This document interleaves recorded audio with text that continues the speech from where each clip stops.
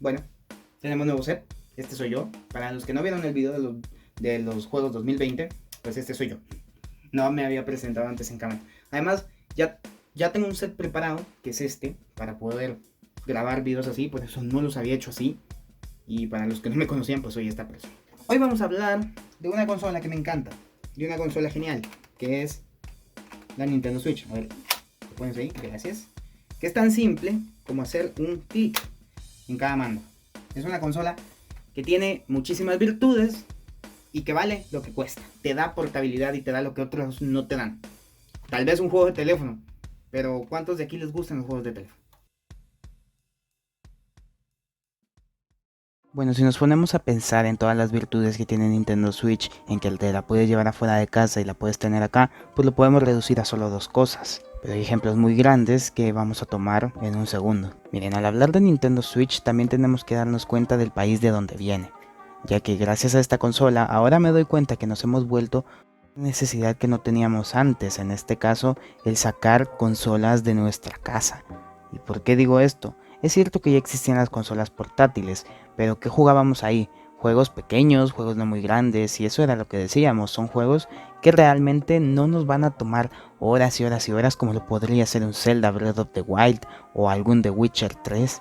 Al final de cuentas no sabíamos que necesitábamos una consola en donde nosotros pudiéramos decir, oye, bueno, voy a tener una partida, voy a seguir con mi partida, me la voy a llevar afuera de casa. Y aunque este tipo de cosas realmente no son nuevas, porque ya se habían empezado a implementar con el PlayStation 4 y el PS Vita, realmente nunca llegaron a terminar de explotar y hacer lo mejor que pudieron haber sido. Nintendo como empresa tiene muchísimos fallos, eso es verdad, pero supieron aprovechar este mercado, que era un nicho en su totalidad, porque nada más el público japonés o el público asiático hubiera disfrutado de estas maravillas. ¿Por qué me refiero a esto? Bueno, principalmente los japoneses y más que nada en Asia, la cultura de trabajar es una cultura bastante grande y bastante amplia. ¿Eso qué significa?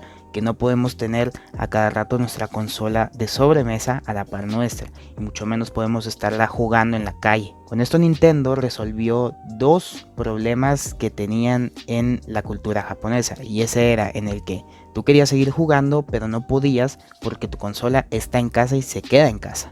Entonces una segunda opción para este tipo de personas y para este tipo de público era comprar una consola portátil.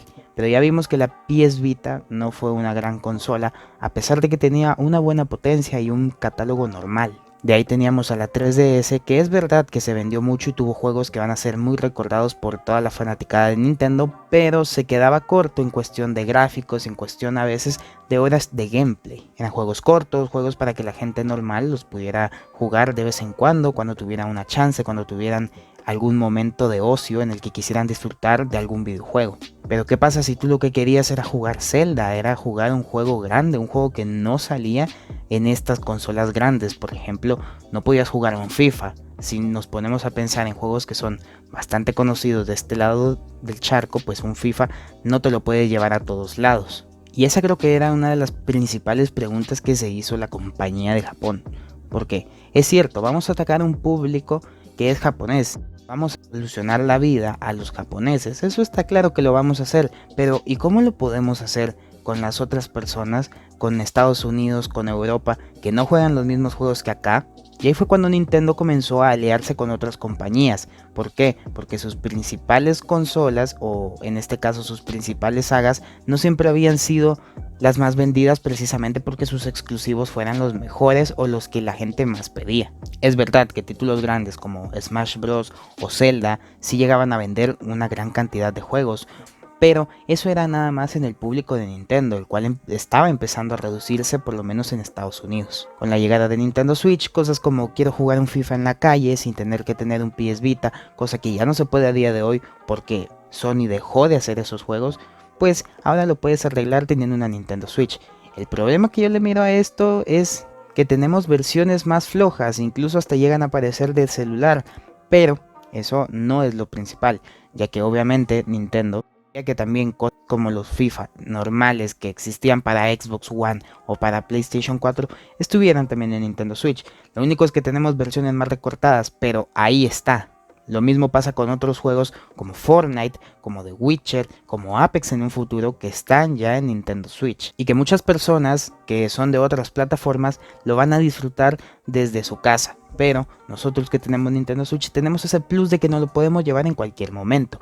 Si estamos a media partida, no importa, quitamos la consola y seguimos jugando. O este es un ejemplo un poquito más concreto. Imagínate, tienes tu sala y ahí tienes tus consolas, ahí tienes todo, pero obviamente es un cablerío y lo quieres llevar a tu cuarto. A tu cuarto, quieres jugar ahí porque ya te vas a ir a dormir. Entonces, ¿qué haces?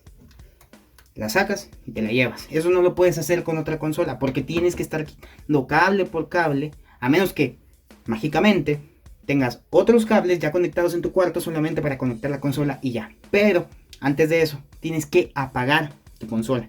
Tienes que terminar el juego y apagarla. Y otra vez tienes que volverla a encender y hacer un proceso largo. En cambio, con esta consola es simple. Eso le pasa mucho a la comunidad japonesa. Y eso les pasaba mucho a ellos. Ellos, si se dan cuenta, las ventas que hay en Japón son de consolas portátiles. Incluso la PS Vita, una consola que nosotros conocemos como un gran fracaso, allá era muy comprada y les gustaba.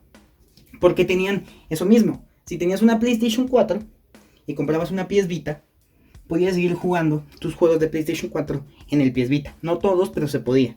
Mira, lo malo de todo esto es que si nos damos cuenta, hasta el momento solamente hemos hablado de que Nintendo se cuelga de una sola cosa. Es de que te puedes llevar tu consola a todos lados, pero eso luego ya no te sirve porque vienen consolas como PlayStation 5 o como Xbox Series X que tienen miles de años más de potencia que tu consola y donde ahora todos los juegos de última generación van a salir ahí y en tu consola obviamente ya no se van a poder.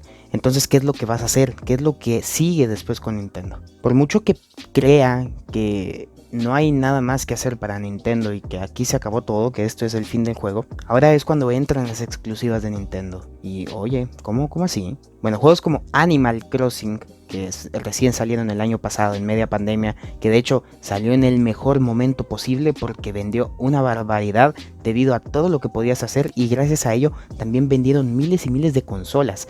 Animal Crossing, un juego que prácticamente nadie conocía que no fuera de la comunidad de Nintendo, porque fuera de ahí, eso solo en Japón se vendía y se vendía bastante, pero en países como Estados Unidos, en países como Canadá, en países como México, ese era un juego que no se conocía realmente.